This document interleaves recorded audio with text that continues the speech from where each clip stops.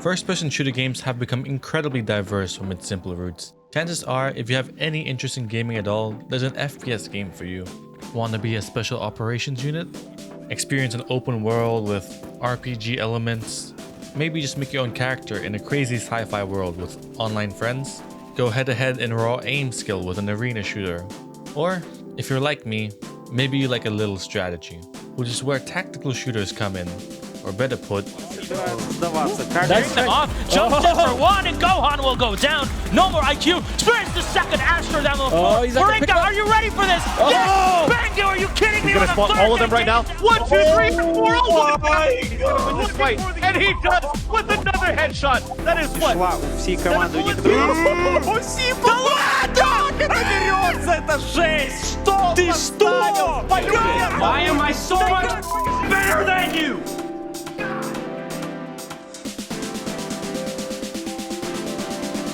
Now, tactical shooters can be loosely defined as objective-based team games with a shooting element. More specifically, they follow the formula of an attacking team planting an object onto a site until that object timer runs out, whilst the defending team tries to stop that by letting the round timer run out or by disarming the planted object. But it's never as simple as walking in and taking a couple of gunfights, as there are only a couple ways into the site on any map which can be easily watched by a defender. You need to get tactical. It's in the name. Now in chess, it's important to develop your pieces at the start of a game, so that you can put them in play when you need to. Now the pieces in chess don't just translate to the players in-game, it translates to the utility they have too. Why dry peek into a one-shot sniper when you can smoke the angle and have the fight later at a range that your gun is better at? Utility will usually be the first thing you see in a round, and in a game like Rainbow Six Siege, utility is literally the first thing you see in the round. Attackers spawn as drones to spot defenders who set up their gadgets and reinforcements so that they can better defend the site. But proper utility usage doesn't just put you in a better position for a gunfight, it gets you in a better position. In chess, it's been found that whoever takes control of these 4 positions in the middle of the board at the start of the game has a higher chance of winning. And in competitive shooters, there's also a middle in the map. This is important to note because the middle is usually the only other way you can get into a site. So attempting to take control of that space so you can better divide the attention and utility of the defenders is usually a good idea. You can't just rush B every round. Oh no! Understanding positioning is important, and even newer players in other FPS titles seem to realize that there are spots in maps that give you an advantage. But this isn't team deathmatch. There is a round timer that you need to be aware of, and the question of when becomes just as important as where. In fact, knowing how round timings work and how fast rotations are can be heavily abused in some instances. Autant le mettre au rifle. Oh, body! Dégueulasse sur device! But in a more practical use, just being in the right spot at the right time can make all the difference. There's little use at the start of a round for you to be defending the same spot as one of your teammates when you could be watching another lane. On the flip side, if your teammate is entering the site and you're the closest one to him, you should be following up to help him. This is where proper communication is a necessity. In chess, it's important that your pieces are properly defended, so in the instance that a piece gets taken, you can at least trade it out. However, unlike in chess, it's not just one player deciding all of the moves. There are several players all paying attention to different things and thinking of different plays to make. That's where team communication comes in. The most basic form of communication is positional callouts, where you call the position of an enemy using the community vocabulary given to certain positions on a map. They can range from simple A long and A short because this side takes longer than that side to get the site, or more specific callouts like heaven, hell, catwalk, or my favorite callout in any game, Harry Potter. Get it? Because his parents are dead. The level above positional would be callouts that indicate things you're going to do or things that you need, like I'm going to flash, or I'm holding B long, or can you smoke heaven? Calls like these provide clear indication of the next few seconds of the round and makes it easier for everybody to be on the same page. And at the pro level, teamwork is taken to the max with players that have dedicated roles. Though a few of these roles are specific to the game, there are some that are shared, like the entry fragger, whose job it is to take the first fight, support who carries the important utility to execute strategies, and the most important being the in-game leader, or IGL, who calls the plays and coordinates the team. But even after doing everything right and making the right moves at the right moments, you might still end up losing the round. And that's because, well, this isn't chess. There is no point in chess where you attempt to take a piece, but your knight gets taken because it missed its shot. You can use all the utility you can to swing a gunfight into your favor, but at the end of the day, you're going to have to take the fight.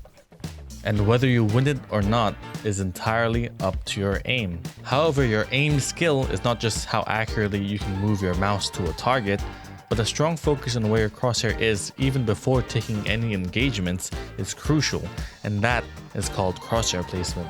Using the map knowledge previously talked about and knowing where common positions to play are, you can eliminate unnecessary mouse movement by placing your crosshair to where head level is. This method can be so precise that in some cases, you don't even need to reposition your mouse. Catch somebody peek on Envy's side, and well, that's what happens when you go around the corner happy with Hwandig. Oh, and another one!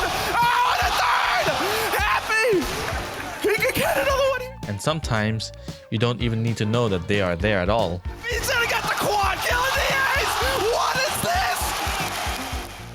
Who do you think wins in this situation? It's the person whose crosshair is better placed. Amazing aim is one of the flashiest skills to have as a player, which is why moments like these define careers. Waiting, Hiko charges in, doesn't check. Oh, what? Oh my god! Inhuman reactions! And why moments like these are... Smith's, oh, good position from Fry. There's nothing you can say. Nothing you can say, indeed. Still, there is a certain limit to what one can achieve with aim. At pro play, where everyone has exceptional aim skill, gunfights are decided by faster reaction time and by better positioning and utility usage.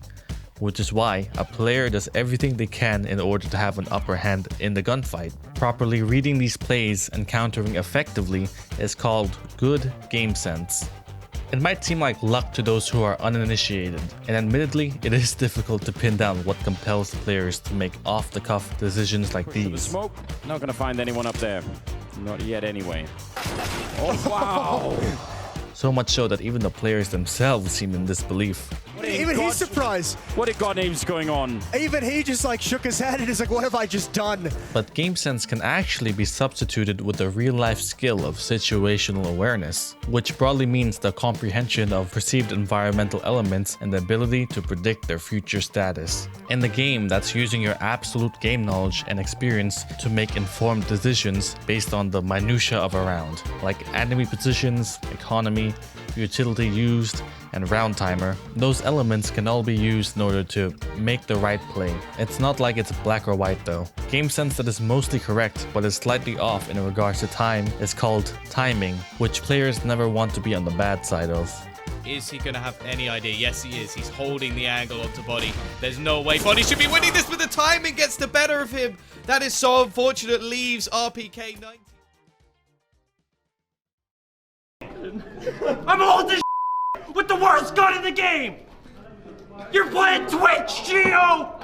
You're playing Twitch! Chess and tactical shooters do share some strategies, and other similarities like how everyone is sitting. And maybe they share more than what I've covered, but to be honest, I'm not that good at chess.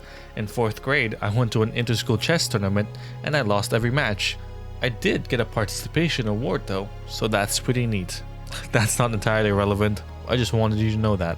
But what I'm saying is that there is a layer of strategy that is part of the core gameplay design in these shooters, which is what makes them incredibly fun to play, but also amazingly fun to watch. Even for newer players who might not be entirely familiar with a specific game, it's pretty easy to spot when someone does something phenomenal, because it looks cool. And for veteran players, those moments become even better through their own understanding of the game. It doesn't even need to be a moment from a pro scene.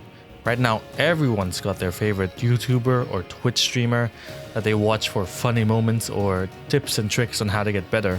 Counter-Strike has been a major esports game for 20 years and it's still growing in popularity. And with newer titles such as Riot Games' Valorant that introduces the genre to newer players whilst also focusing on the esports side of things, tactical shooters as a genre are only going to get more competitive and more fun as the years go on. And who doesn't like having fun? Well, tactical fun.